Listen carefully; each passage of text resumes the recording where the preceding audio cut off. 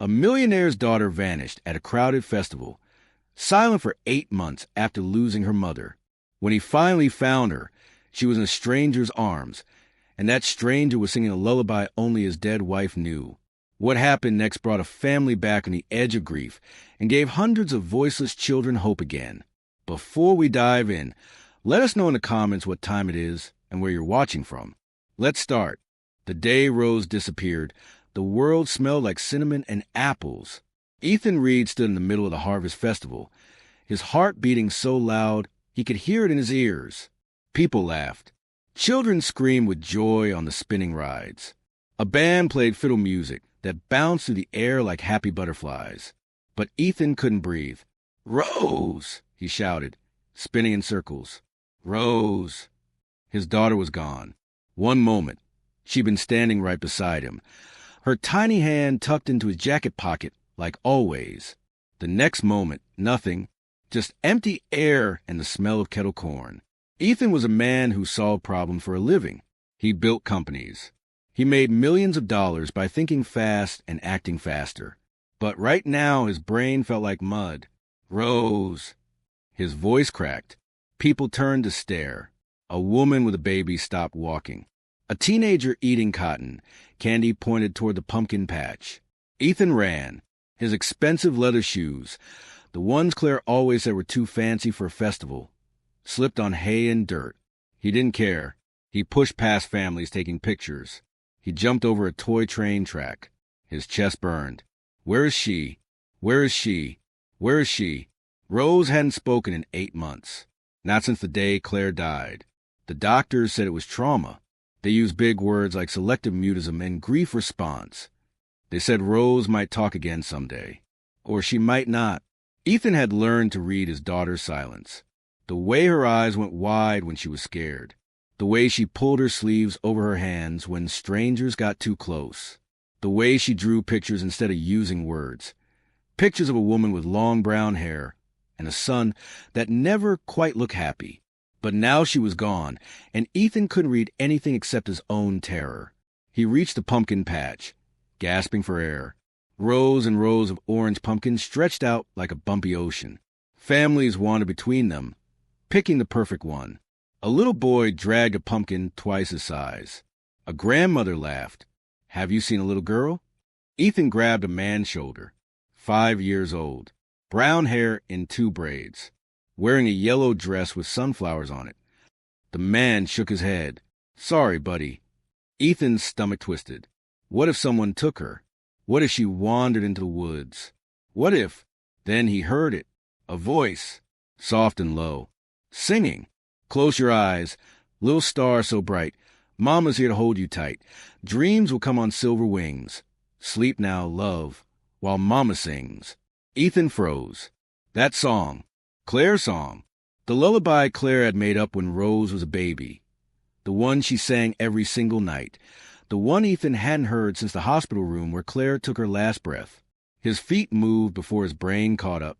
He stumbled through the pumpkins, following the voice like it was a rope pulling him forward. And then he saw them. Rose sat in a woman's lap near the edge of the pumpkin patch, under a big oak tree with leaves the color of fire. The woman had her arms wrapped gently around Rose, not tight, not holding her prisoner, just safe, like a warm blanket on a cold night. The woman was young, maybe 30, with red hair pulled back in a messy bun. She wore simple jeans and a green sweater with patches on the elbows. Nothing fancy, nothing scary. And she was singing Claire's lullaby. Rose's eyes were closed. Her head rested against the woman's shoulder. Her little fists weren't clenched like they usually were. Her face looked peaceful. Ethan's legs almost gave out. "Rose," he whispered. The woman stopped singing. Her eyes snapped up, bright blue, like the sky after a storm. She looked surprised, maybe even scared. "I'm so sorry," she said quickly, her voice shaky. "I found her crying by the hay bales. She wouldn't let anyone touch her. But then I started humming, and she came to me. I didn't take her. I promise. I was about to find someone to help." "That song," Ethan interrupted. His voice sounded strange, like it was coming from underwater. "Where did you learn that song?" The woman blinked. Her arm stayed gentle around Rose. What? The lullaby. Where did you learn it? The woman looked down at Rose, then back at Ethan. Confusion filled her face. I don't know. It just came to me. When I saw her crying, it was like the song was already there, waiting in my throat. Ethan's heart hammered against his ribs. That was impossible. Claire had made up that lullaby. She'd never written it down, never sang it in public. It was just theirs, a small, private piece of their family that lived in Rose's bedroom, in the dark, in the minutes before sleep. That's not possible, Ethan said, his voice rough. My wife, my late wife, she created that song. For our daughter. No one else knows it. The woman's eyes went wide. Her mouth opened, but no words came out. Rose stirred. She lifted her head and looked at her father. For the first time in months, her eyes weren't filled with fear or sadness. They looked curious. The woman gently helped Rose stand up. Rose walked to Ethan, slowly, and slipped her hand into his. But she kept looking back at the woman, looking at her the way you look at something precious you're afraid might disappear. I'm Ethan, he said, because he didn't know what else to say. Ethan Reed. This is Rose. The woman stood up, brushing hay off her jeans. Nora, she said softly. Nora Blake. How did you know that song, Nora Blake? Nora's eyes filled with something Ethan couldn't quite name. Sadness? Wonder? Fear? I don't know, she whispered. But I think maybe your wife wanted someone to remember it. The autumn wind blew through the oak tree. Leaves fell like rain, red and gold and orange. And for the first time since Claire died, Ethan felt something other than grief. He felt possibility. Rose squeezed his hand 3 times. Their secret code. I love you. Ethan squeezed back 3 times. I love you too. But Rose's eyes stayed on Nora, who stood there in her patched sweater, looking just as confused and just as certain as Ethan felt. Would you? Ethan started, then stopped. This was crazy. You didn't invite strangers into your life just because they sang a song. But this wasn't just any song. Would you like to get some apple cider with us? He finished. I think we need to talk. Nora nodded slowly. A small smile touched her lips, sad and hopeful at the same time. I think we do, she said. And as the 3 of them walked back toward the festival, a millionaire who'd forgotten how to hope, a girl who'd forgotten how to speak, and a woman who'd somehow remembered a song that wasn't hers. The afternoon sun painted everything gold. Something was beginning, something quiet and strange, and maybe, just maybe, something like healing. 3 weeks passed like whispers. Nora came to their house on Tuesdays and Thursdays, not because Ethan asked her to, not because anyone planned it. It just happened. The first time she visited, Ethan's housekeeper, Mrs. Chin, opened the door and found Nora standing on the porch holding a bag of art supplies. I thought Rose might like to paint, Nora said quietly. If that's okay. Mrs. Chun didn't know what to say. She called Ethan, who was in his office on a business call worth $2 million. He hung up immediately and came downstairs. Rose was already holding Nora's hand. That's how it started. Now, on this Thursday afternoon, Ethan stood in the hallway outside Rose's bedroom, watching through the half-open door. Rose sat at her little table, surrounded by papers and paints. Her tongue stuck out the side of her mouth, the way it always did when she concentrated hard. She was painting something with careful strokes, dipping her brush in yellow, then orange, then a soft pink that looked like sunrise. Nora sat beside her on the floor, even though there was a perfectly good chair. She wore overalls today, splattered with old paint stains, and her red hair was tied back with a blue ribbon. That's beautiful, Rose, Nora said softly. Is that the sun? Rose nodded. Then she pointed to 3 blob shapes under the sun. 3 people. Nora asked. Rose nodded again. Then she did something that made Ethan's breath catch in his throat. She reached out and touched Nora's hand. Just for a second. Just her fingertips against Nora's knuckles. But it was something. Rose hadn't touched anyone except Ethan in 8 months. Not Mrs. Chun. Not her grandmother. Not even her favorite teddy bear some days. but she touched Nora. Nora's eyes got shiny like she might cry, but she smiled instead.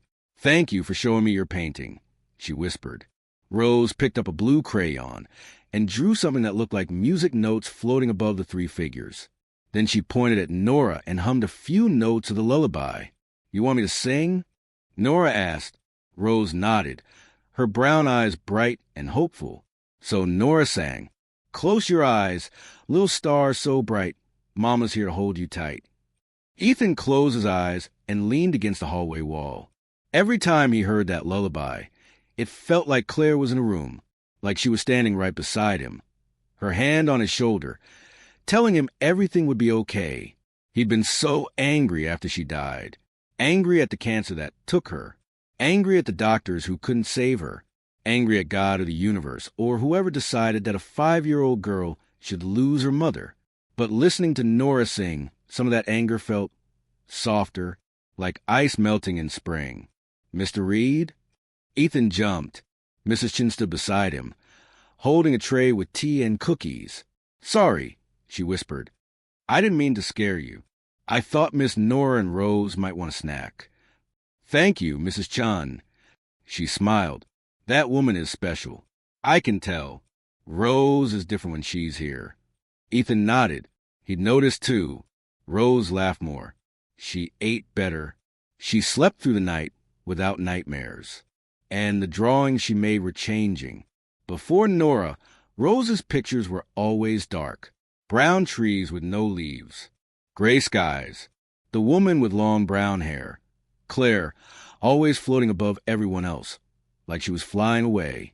But now, the suns in Rose's drawings had faces. The trees had leaves. And there were always 3 people standing together on the ground. "I don't understand it," Ethan admitted quietly. "How does Nora know that song?" Claire made it up. She never sang it anywhere except Rose's room.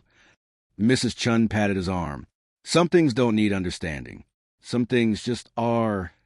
She walked into Rose's room with the tray. Nora and Rose both looked up, smiling. Rose immediately grabbed a cookie and stuffed half of it in her mouth. "Rose, manners." Mrs. Chun laughed.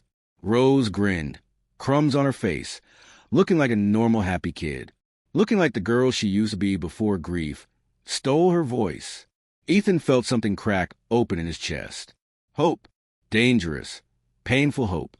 That night, after Mrs. Chun went home and Rose was in bed, Ethan and Nora sat in the living room drinking tea. The house was quiet except for the tick-tick-tick of the grandfather clock. Nora cradled her mug in both hands. She looked nervous. "Can I ask you something?" Ethan said, "Of course." "The lullaby. You said it just came to you. But that was 3 weeks ago. Do you remember anything else? Any other songs? Any memories that aren't yours?" Nora was quiet for a long moment. Then she set down her tea. "I need to tell you something," she said. "Something I haven't told many people." Ethan waited. "For years ago, I was in a car accident." Nora's voice shook. "A truck ran a red light, hit my car on the driver's side. I was in the hospital for 2 months." "I'm sorry," Ethan said softly.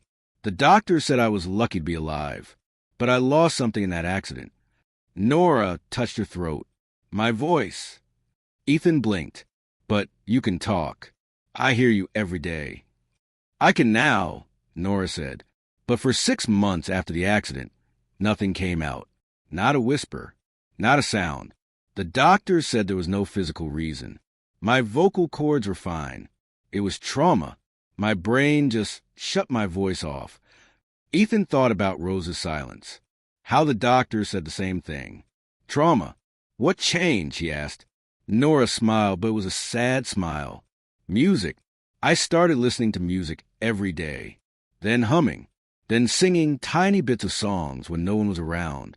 It took months, but slowly my voice came back. Like a muscle you had to exercise." Ethan said, "Exactly." Nora looked at him with those bright blue eyes. "When I saw Rose cry at the festival, I saw myself. A little girl whose voice had been stolen by something too big and too painful. And that lullaby, it just poured out of me. like it was a gift I was supposed to give her. But how did you know it? Ethan pressed. That's what I can't figure out. Nora shook her head. I don't know. Maybe your wife somehow sent it to me. Maybe grief and love make their own kind of music, and people like me and Rose, people who've lost our voices, maybe we can hear it better than everyone else. It sounded impossible. It sounded crazy. But Ethan had spent 8 months watching his daughter disappear into silence. And now, because of Nora, Rose was coming back. He didn't care if it made sense. Thank you, he said, his voice rough, for singing to her, for being here, for giving us hope. Nora's eyes fill with tears. She's giving me hope, too. Every time Rose smiles at me, or touches my hand, or hums along with a lullaby, it reminds me that broken things can heal, that silence doesn't have to be forever. They sat there in the quiet, 2 people learning to hope again. Upstairs, Rose slept peacefully, dreaming of yellow suns and 3 figures holding hands. And somewhere, maybe in memory, maybe in magic, Claire smiled. 6 months later, the house felt different. It wasn't just the sound of laughter that echoed through the halls now. It wasn't just the colorful paintings taped to every wall. It was something bigger, something that filled the empty spaces grief had carved out. It was healing. Rose stood in the garden behind the house, her hands covered in dirt. She was planting sunflowers, dozens of them, in a row along the back fence. Nora knelt beside her, showing her how to make the holes just deep enough. Ethan watched from the back porch, holding 2 glasses of lemonade. He barely recognized his life anymore, in the best possible way. 6 months ago, he'd been drowning, working 18-hour days just to avoid coming home to a silent house, eating dinner alone while Rose pushed food around her plate upstairs, falling asleep every night, wondering if his daughter would ever speak again. Now the house smelled like fresh bread Mrs. Chin baked every morning. Now Rose hummed while she drew pictures. Now Nora came over almost every day, and it felt wrong when she wasn't there. Now Ethan remembered what hope tasted like. Daddy! Rose shouted from the garden. Ethan nearly dropped both glasses. Rose, his daughter, speaking, out loud, calling him. It still shocked him every single time. Her voice had come back slowly like a sunrise. First, a whisper to Nora 3 months ago. Just one word. Yes. Then a few more words. Then sentences. Then whole conversations that tumbled out like water from a broken dam. The doctors called it a miracle. Ethan called it Nora. Coming, sweetheart, he called back, walking down the porch steps. Rose ran toward him, her braids bouncing, her yellow dress. She still loved yellow dresses, streaked with dirt. Look, she held up a tiny green sprout in her muddy hands. It's already growing. Nora says by summer they'll be taller than me. Taller than both of us, Nora said, walking over with a smile. Her red hair was tied back with a sunflower print scarf today. She wore jeans and an old t-shirt, and she'd never looked more beautiful. Ethan handed her a lemonade. Their fingers touched for just a moment. His heart did that thing it had been doing lately. That skip and jump that meant something was changing between them. I have news, Ethan said, trying to sound casual even though his heart was racing. The building is ready. Nora's eyes went wide. Already? Already? Rose tugged on Ethan's sleeve. Can we go see it? Please, please, please? Ethan laughed. After you wash your hands. And maybe change your dress. Rose squealed and ran toward the house. Nora turned to Ethan, her blue eyes shining. I can't believe you actually did it. We did it, Ethan corrected. This was your idea, remember? It had started 2 months ago, during one of their late-night conversations on the porch. Nora had been telling Ethan about the children she'd met over the years. Kids who'd lost their voices to trauma, to fear, to grief. Kids like Rose. Kids like Nora herself used to be. There should be a place for them, Nora had said quietly. A place where silence is okay. Where they can heal through music and art and patience. Where parents can learn to listen to quiet and understand what it's trying to say. Ethan had sat up straighter. Like a center, like a sanctuary, Nora had whispered. The next morning, Ethan had made phone calls. Within a week, he'd bought an old community center downtown. Within a month, he'd hired contractors. Within 2 months, the renovation was complete. He'd named it The Voice Within. Now, standing in the garden with dirt under his fingernails and lemonade in his hand, Ethan felt something he hadn't felt since Claire died. Purpose. The center sat on a quiet street downtown, between a bookstore and a cafe. It was a 2-story brick building with big windows that let in tons of sunlight. Out front, a new sign hung above the door, painted in bright colors. The Voice Within, a sanctuary for silent hearts. Rose pressed her nose against the car window. It's perfect. They parked and walked to the front door. Ethan unlocked it, and they stepped inside. The main room was huge and open. Soft rugs covered the floor in blues and greens and purples. Bean bags and cushions sat in cozy circles. One wall was covered in chalkboard paint where kids could draw. Another wall had shelves filled with art supplies: paints, crayons, colored pencils, clay. But the most important part was the music room. Nora walked toward it like she was in a dream. She opened the door and gasped. The room glowed with warm light. Instruments lined the walls: guitars, drums, keyboards, xylophones, even a beautiful piano in the corner. And on a shelf by the window sat a small music box that played lullabies. Ethan, Nora breathed. This is everything. Rose ran to the piano and pressed a key. The note rang out, clear and pure. "Can I play?" Rose asked. "This whole place is for kids like you," Ethan said, kneeling down to her level. "Kids who need a safe place to find their voices again." Rose's eyes filled with tears. Like how Nora found her voice? Exactly like that. Rose threw her arms around Ethan's neck. Then she ran to Nora and hugged her too. "Thank you," Rose whispered. "Thank you for singing to me. Thank you for helping me talk again." Nora's face crumpled. She hugged Rose tight, tears streaming down her cheeks. "Oh, sweetheart, you helped me too. You helped me remember why my voice came back, so I could share it with beautiful souls like you." Ethan watched them, his throat tight with emotion. This was what healing looked like. Not loud, not sudden, not a flash of lightning that fixed everything. Just quiet, steady, patient love. 1 week later, the Voice Within opened its doors. Families came slowly at first. A mother with a 6-year-old boy who hadn't spoken since his father left. A grandmother with twin girls who'd stopped talking after a house fire. A father with a teenager who'd gone silent after bullying at school. Nora met each child with the same gentle patience she'd shown Rose. She never pushed, never demanded, just sat with them, offering crayons or instruments or sometimes just a quiet presence. And slowly, voices began to return. A hum, a whisper, a laugh, a word. It was magic. Ethan ran the business side of things, but he made sure to spend time with the families too. He understood their fear, their exhaustion, their desperate hope. He'd lived it. And Rose? Rose became the center's little ambassador. She showed new kids around, sharing her favorite drawing spot, teaching them simple songs, holding their hands when they looked scared. "It's okay to be quiet," she'd tell them. "Your voice will come back when it's ready." Mine did. One afternoon, 3 months after opening, a little boy named Marcus spoke his first word in 8 months. "Music," he said, pointing at Nora's guitar. The room erupted in cheers. Marcus's mother sobbed. Nora played a song while Marcus clapped along, and Rose whispered to Ethan, "Mama will be proud of us, wouldn't she?" Ethan's eyes burned.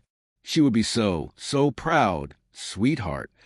That night, after all the families had gone home, Ethan, Nora, and Rose sat together in the music room. Rose was drawing at the small table in the corner. Nora was tuning her guitar. Ethan was just watching them both, his heart full. "I have something for you, too," Ethan said suddenly. He pulled 2 small boxes from his pocket. Nora looked curious. Rose bounced in her seat. Ethan opened the boxes. Inside each one was a bracelet. Simple silver with 3 small charms. A sunflower, a music note, and a tiny heart. "These are promise bracelets," Ethan explained. They're a promise that we're family now. Not because we have to be, but because we choose to be. Rose's mouth fell open. We're a family? If you want to be, Ethan said softly, looking at Nora. Nora's eyes filled with tears again. Yes. Oh, yes. Ethan slipped one bracelet onto Rose's wrist, then handed the other to Nora. She put it on slowly, like it was the most precious thing in the world. Now you, Rose said, pulling a third bracelet from her pocket. I made this one for you, Daddy. It was made of colorful beads and had 3 charms tied to it with ribbon, a sunflower, a music note, and a heart. Ethan's vision blurred. You made this? Rose nodded. Because we're all together now. Like my drawings. 3 people under the sun. Ethan put on the bracelet. It was too small and made of kids' craft supplies and absolutely perfect. The 3 of them sat there. A man who'd learned to hope again, a woman who'd found her voice and her purpose, and a little girl who discovered that silence could end and joy could return. Let's sing, Rose said suddenly. Let's sing Mama's lullaby. So they did, all 3 of them, voices blending together in the golden afternoon light. Close your eyes, little star so bright, Mama's here to hold you tight. Dreams will come on silver wings. Sleep now, love, while Mama sings. And somewhere, maybe in memory, maybe in the space between notes, maybe in the very air they breathe, Claire's voice joined theirs. Because love doesn't end when someone dies. It just finds new ways to sing. Epilogue. 2 years later, the voice within had helped over 200 children find their voices again. Ethan and Nora got married in the garden where Rose planted sunflowers. Rose was a flower girl, wearing a yellow dress and singing throughout the entire ceremony. They still lived in the same house, but it wasn't haunted by grief anymore. It was filled with laughter, music, and the sound of 3 people who'd found each other in the most unexpected way. Rose kept Claire's memory alive through stories and songs, and the lullaby they still sang together every night. Because healing doesn't mean forgetting. It means making room for joy alongside the sadness. It means choose and sing even when your voice shakes. It means finding family in unexpected places. Under oak trees at harvest festivals, in music rooms filled with light, in gardens where sunflowers grow tall enough to touch the sky. And it means believing that even when the world goes silent, love will always find a way to sing you home. A message for you. This story was written for every person who's ever lost their voice, literally or figuratively. For every parent watching their child struggle with silence. For every person who's grieving and wondering if joy will ever return. For everyone who needs to be reminded that healing is possible, that chosen family is real, and that your voice matters. If this story touched your heart, I'd love to hear from you. Share it with someone who needs hope today. Leave a comment telling me about a time when you found your voice again, or when someone helped you through silence. Let's build our own sanctuary of shared stories and healing. Because just like Rose, Nora, and Ethan discovered, we're not meant to heal alone. Your voice matters. Your story matters. And somewhere, someone needs to hear that they're not alone. Thank you for reading. Thank you for believing in second chances. Thank you for being here.